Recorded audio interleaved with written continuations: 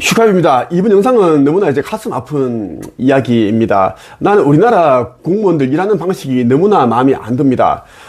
그들은 이제 월급을 받고 일하는 직장인이지만 공무원들입니다. 그러면 일반적인 사람들보다 좀 더 이제 이 국민들을 위한 그런 섬기는 마음이 있어야 되는데 그런 게 아예 없어 보입니다. 긴급복지 지원 신청을 한 사람이 있었는데 너무나 먹을 게 없고 힘든 나머지 고민 끝에 이제 찾아간 겁니다. 그런데 예산 없다. 그렇게 이제 그 말만 하고 끝냈습니다. 예산이 없다. 예산을 다 썼다. 그러고 나서 2달 뒤에 이제 이 사람이 숨진 채 발견이 됐습니다. 우리나라 많은 세금을 거두고 있습니다. 각종 명목의 세금을 거두고 있어요. 나는 세금을 철저하게 우리는 다 내고 있습니다. 내고 있고, 그럼에도 불구하고 이 돈이 어디에 쓰이는지 투명하게 사람들이 알지를 못합니다.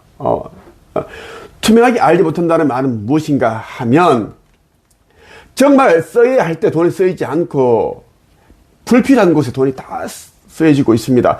먼저, KBS 뉴스 하나 보고 가겠습니다. 서울 강남구 가로수길 인근의 한 빌라에서 그제 50대 남성이 숨진 채 발견됐습니다. 고독사로 추정이 되는데 이 남성은 긴급 지원을 신청하려고 주민센터를 찾았다가 예산이 부족하다는 설명을 듣고 빈손으로 돌아간 사실도 확인됐습니다. 김보담 기자입니다. 서울의 대표적 번화가인 가로수길에서 불과 200여 미터 떨어진 한 빌라입니다. 반지하 세대에 사는 세입자가 몇 달째 연락이 안 된다는 신고가 경찰에 접수됐습니다. 같은 날 출동한 경찰은 집안에서 숨져있는 50대 남성 김모 씨를 발견했습니다. 지나가다 보면 못 본 척 지나가고 해서 여기 주민들하고 인사하거나 그러진 않거든요. 김 씨는 월세와 공과금을 3-4달가량 연체한 상태였습니다. 지난해 관할 주민센터는 김 씨에게 생활비 등을 지원하는 긴급복지지원제도를 안내했지만 실제 지원은 이루어지지 않았던 걸로 확인됐습니다. 당시에 이제 반지하와 옥탑방 사시는 분들에 대해서 제가 발굴하라고 내려왔었어요. 그래서 그분이 대상이 되셔서 당시 6달째 무직 상태였던 김 씨는 관련 안내를 받고 지난 1월 주민센터를 찾았습니다. 하지만 예산 문제로 생계 지원을 신청할 수 없다는 답변을 받았습니다. 하지만 불과 몇 시간 뒤 예산이 배정돼 신청이 가능해졌지만 김 씨는 이미 주민센터를 떠난 뒤였습니다. 한편 서울 은평구의 한 다세대 주택에서도 복지 대상자인 60대 남성이 홀로 숨진 채 발견됐습니다. 최근 3년 동안 고독사 사망자 수는 해마다 3,000명을 여러분 어떻게 보셨어요? 너무 화가 치미지 않아요? 여러분들이 이런 일을 겪었다 생각을 해보세요. 너무너무 화가 납니다, 나는. 나는 정말 이제 지금은 선지자로서 역할과 사명을 다하고 있지만 1년 반 전까지는 나도 이제 사업가이자 교육가, 작가로서 누구보다 돈을 많이 벌었고 많은 세금을 냈습니다. 국민연금을 보니까 지금까지 이제 내가 며칠 전에 날아온 걸 보니까 5천만 원을 냈더라고요. 국민연금으로. 그 정도를 냈는데 근데 이제 나이 60세까지인가 65세까지인가 보니까 그때까지 더 내야지 한 달에 100만 원을 받을 수 있다. 그렇게 적혀 있더라고요. 참. 이 많은 세금들이 다 제대로 쓰이지 못하고 있다는 이야기입니다. 긴급복지 지원 신청을 했는데 돈이 없다, 예산이 없다 그러고 몇 시간 뒤에 예산이 들어왔는데 그럼 전화를 해서 그 사람에게 급히 지금 전화 드렸다고 하면서 빨리 오셔서 돈 이거 받아 가시라고. 급한 거 빨리 불 끄시라고 해야 되는데 완전히 얘네들은 공무원들은 99%가 다 그냥 이제 직장인 마인드입니다. 우리나라에 이제 일반 직장인도 그렇고 직장인 마인드를 가지지 않은 사람이 없습니다. 어린이집, 유치원, 일반 초중고 교사 다 똑같습니다. 그래서 우리나라가 대한민국이 썩었다라는 이야기입니다. 그래서 이 기존 질서가 붕괴되지 않고서는 절대 새로운 질서가 다시 그렇게 자리 잡을 수 없습니다. 절대 그럴 수 없다는 이야기고 그 한국경제신문에서 보면 25년 3월 24일에 이런 기사를 다뤘습니다. 또 너무 화가 나요. 계엄 다음 날 사포르 간 공무원들 얼마 썼는지도 몰라.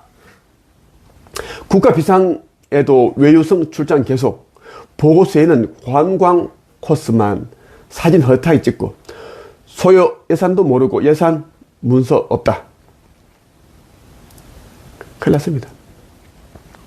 지난해 12월 3일 이제 겸담 날 많은 국민들이 패닉에 빠졌습니다. 하지만 지역사회 공무원들은 외유성 해외 출장을 위해 공항으로 발걸음을 옮겼습니다. 최근 공무원 해외 출장은 지난해 같은 기간과 비슷한 수준일 정도로 많았고 계속 나라가 비상 상황인데도 여전히 일부 공무원들이 외유성 출장이 이어지고 있습니다. 환경 혈세 누수 탐지기 팀은 작년에도 여러 차례 공무원의 외유성 출장에 대한 문제점을 지적했지만 문제가 끊이질 않고 있습니다. 나라와 국민이 혼란스러운 틈을 타 오히려 여행을 즐기고 오는 일부 공무원들이 최근 실태를 혈누탐팀이 살펴봤습니다. 혈세 누수 탐지기 팀을 이제 혈누탐이라고 이렇게 이제 약자로서 부르는데, 참, 그죠? 외유성 출장을 다녀왔으면 그에 대한 무엇을 어떻게 했는지, 어디에 다녀왔는지를 정확히 보고서를 쓰고 사진을 찍어야 되는데, 그렇지 않습니다. 않는다라는 이야기예요. 참, 큰일 났습니다. 큰일 났습니다. 그죠? 희미하게 찍어서 오고. 전남 구례읍은 주민자치위원회 문화탐방체험 결과라는 이름으로 지난해 12월 4일부터 주민자치위원 18명, 공무원 2명이 4박 5일 베트남 여행을 다녀왔습니다. 목적에는 베트남 특유의 느긋함 속에서 여유를 느낄 수 있는 휴식을 제공함으로써 위원회의 결속력 강화라고 명시했습니다. 출장 보고서에는 다녀와서 무엇을 어떻게 해야겠다는 내용은 전혀 없었고 함께 파이팅을 외치며 찍은 사진 3장이 전부였습니다. 구례읍에 문의해보니 함께 여행을 다녀온 공무원 2명 중 1명은 휴가고 나머지 1명은 퇴직했답니다. 사실상 한 달 뒤 퇴직할 사람에게 준 선물 같은 출장이었던 것입니다. 구례읍 관계자는 말씀드릴 사항이 없다고 선을 그었습니다. 부산 남구에서는 공무원 1명이 12월 5일부터 14일까지 무려 7박 10일로 이탈리아 시칠리아와 몰타를 구정발전기업 장기 근속 모범 공무원이라는 이름으로 다녀왔습니다. 보고서 말미에 출장 소감에는 오래전부터 생각해왔던 내 마음속 지중해의 시칠리아와 몰타를 공직생활 마감을 앞두고 방문하게 돼 설레고 기뻤다며 휴직 한 번 없이 열심히 다니기는 했지만 내가 남구를 위해 뭘 그리 했냐 생각하니 조금 미안한 마음도 없지 않아 있다는 감상이 포함됐습니다. 그래서 뭐냐면 이제 양심이 있는 공무원들만 이제 피곤하다라는 이야기가 이제 나오기 시작을 하는 겁니다. 지금. 참. 더 이상 뭐 기사도 짜증나서 읽지 못하겠습니다. 너무 화가 납니다. 어떻게? 진짜 이거 너무 더 이상 진짜 할 말이 없다. 인사하거나 그러진 않거든요. 김 씨는 월세와 공과금을 3~4달가량 연체한 상태였습니다.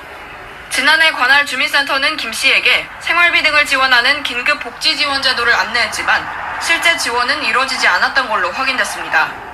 당시에 이제 반지하와 옥탑방 사시는 분들에 대해서 사각지대 발굴을 하라고 내려왔었어요. 그래서 그분이 대상이 되셔서 당시 6달째 무직 상태였던 김 씨는 관련 안내를 받고 지난 1월 주민센터를 찾았습니다.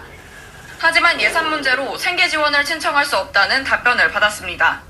하지만 불과 몇 시간 뒤 예산이 배정돼 신청이 가능해졌지만 김 씨는 이미 주민센터를 떠난 뒤였습니다. 여러분, 너 진짜 이거 뭔가를, 뭐, 어떻게 이거를 항의한다고 되는 것도 아니고, 아니, 몇 시간 뒤에 돈이 나왔으면 당연히 연락해야 되는 거 아니냐고. 이 사람들이, 다 잘라버려야 돼. 다 뭐 내쫓아버리고, 미국 걔네들처럼, 일론 머스크처럼 다 내보내버리고 새로 뽑든지 뭔가를 해야 되는데, 난 너무 이거 화가 나요, 진짜. 사람이 죽었어요. 이거 죽은 데 대해서는 뭐, 죄스럽다, 죄송스럽다. 말도 없고, 그냥 예산이 없어서 그랬다. 그럼 예산이 있는 경우, 예산이 들어왔는데, 연락을 해야지, 연락을. 전화를 뭐, 이럴 때 전화하라고 전화기에 두는 거지. 뭐 하는 거야, 얘네들은. 응? 칼퇴근만 딱 바라보고 있고, 주말 다 쉬고. 짜증나. 여기까지 하겠습니다.